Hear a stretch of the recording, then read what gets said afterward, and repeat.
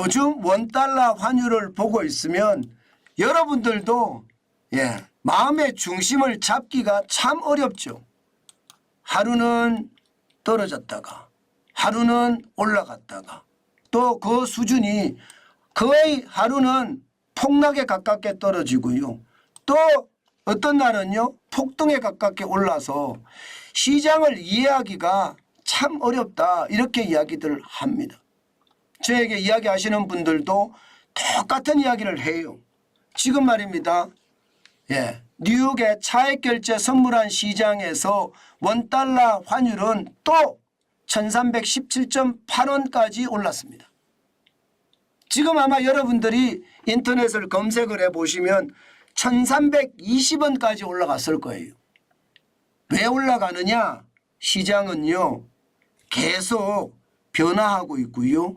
우리 시장에 대한 어떤 상황이 계속해서 반영이 된다는 뜻이에요. 자, 여러분 추세선을 보세요. 얼마나 폭등락인지 올해만 보더라도요. 2023년 1월 6일에 1268.2원이었거든요. 그리고 말입니다. 올해 최저치 2월 13일에 1229.3원까지 떨어졌습니다. 그러던 것이 5월 2일에는요. 1341.2원까지 올라갔잖아요. 그러더니 10월 25일에는요. 10월 3일에는요. 1361.1원으로 올해 최고치를 경신했습니다. 그러더니 말입니다. 11월 20일에는 다시 1286원까지 떨어졌다가 이제 12월 8일에는 다시 또 1317.8원, 1320원까지도 또 올라간다는 뜻입니다. 참 시장을 보고 있으면 여러분들도 롤러코스터 장세에 도대체 어떻게 행동해야 될지 참 모르겠다 그런 생각이 많이 드실 겁니다. 그만큼 말입니다. 지금 원달러 환율 외환시장은 폭등과 폭락이 난무한다 이렇게 예상이 됩니다. 그 이유는요 하나입니다. 하나. 그 이유는 하나예요. 달러 가치가 들쭉날쭉하기 때문입니다.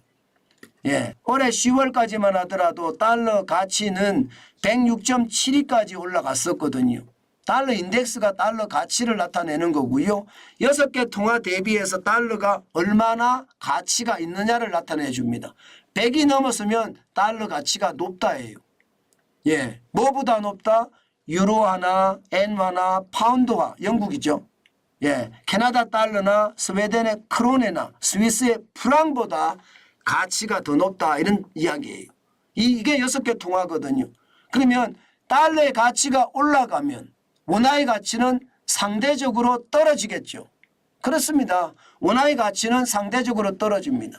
지금 지난 12월 1일에는요.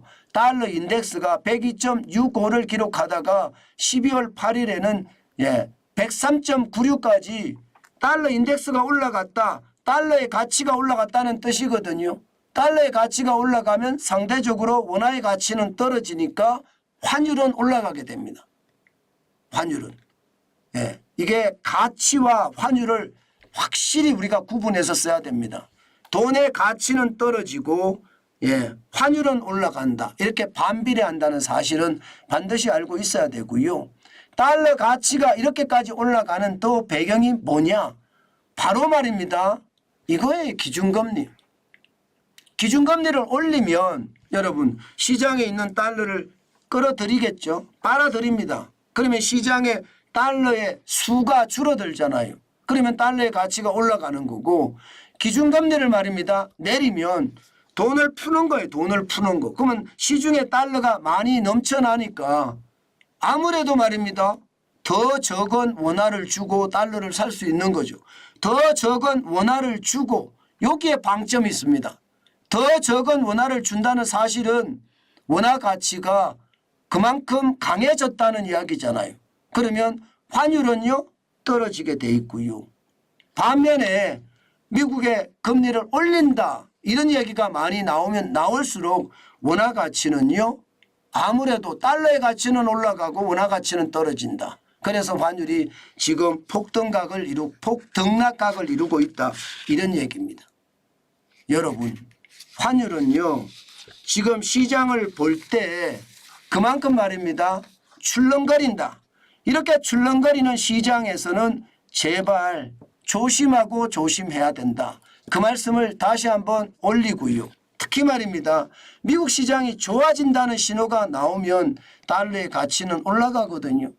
지금 그동안은 미국 노동부에서 발표하는 구인 이직 보고서나 혹은 민간 영역에서 발표하는 민간 고용이나 여기는 고용 참사라는, 참사까지는 아니지만 고용 쇼크라는 그런 이야기가 충분히 먹혔거든요.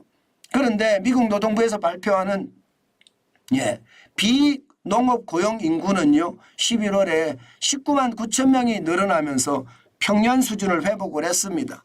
게다가 실업률은 3.7%로 떨어졌으니까 완전 고용이라고 이야기할 수 있습니다. 그만큼 미국 경제가 좋다. 금리 인하에 대한 어떤 소리보다가 금리가 동결시키는 게 길게 가겠다. 이런 이야기를 지금 이야기하고 있는 거거든요. 고용이 좋다는 것은 굳이 금리를 인하할 필요가 없는 거죠. 경제가 좋다는 뜻이니까. 그래서 굳이 말입니다. 금리를 안 내린다는 측면, 그것을 고려하면 시장에서는요, 분명히 말입니다. 분명히 환율이 더 올라가는 그런 결과가 생긴다. 이렇게 생각합니다.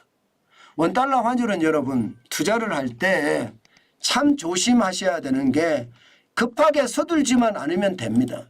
저는 급하게 서둘다가 항상 망친다고 생각하거든요. 지금 우리나라 입장에서는요, 제가 어렵게 설명을 했는데요. 일본과 수출 경쟁력을 가지려고 하면 환율에 대한 것은 아마 정부도 신경을 바짝 쓸 거예요. 게다가 수입 물품이 많이 들어옴으로 해서 물가에 얼마나 자극을 줄 것이냐, 이것도 고민해 가면서 사실은 환율을 결정해 갈 거다. 저는 그렇게 보거든요. 그렇기 때문에 여러분, 지금 슈퍼 엔저에다가 또 내년 4월 총선에다가 이런 것들이 다 맞물려 있기 때문에 중요한 것은 수출을 흑자를 오래 내야 된다. 이것이 핵심이거든요. 윤석열 대통령의 어떤 지지율이 떨어지는 것도 경제 부분이 굉장히 많이 떨어집니다. 바로 이 부분을 어떻게 할 것인가, 아마 굉장한 고민이 뒤따라야 될 거고요. 그 고민이 지금 시장에 그대로 이어진다. 저는 그렇게 봅니다. 그렇기 때문에 여러분 조심하시고, 조심하시는 건 잊지 마시고요. 원달러 환율이 1,300원대를 계속 유지해 간다는 사실은 당분간은 특별하게 차이가 나지 않을 것 같습니다.